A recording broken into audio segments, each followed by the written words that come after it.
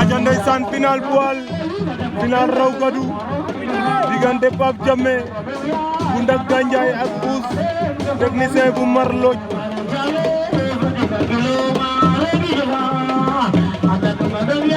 ndeysaan final poil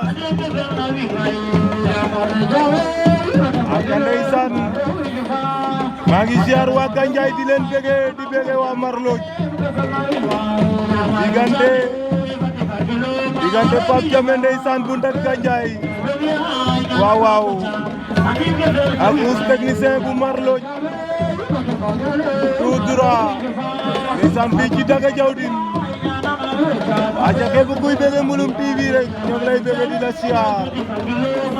waaw waaw Pape Bala Ndiaye bëgge naa la siyaar naa la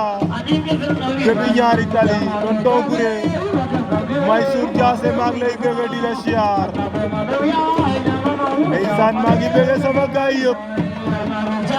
waaw ñi may gis ci commentaire yëpp maa ngi leen di bëgge di leen siyaar ndeysaan Ablaye Ngom borom Njaambur bëgge naa la siyaar naa la di siyaar waa Mbul Laxar di leen bëgge waa Mbulum fàtte wuñ leen waa Njongoon waa Jafe waa Daga Diawdine siyaar nañ leen bëgge nañ leen Ous technicien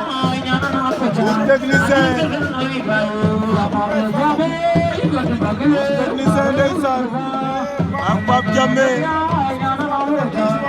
waaw waaw Ous technicien Pape Diamé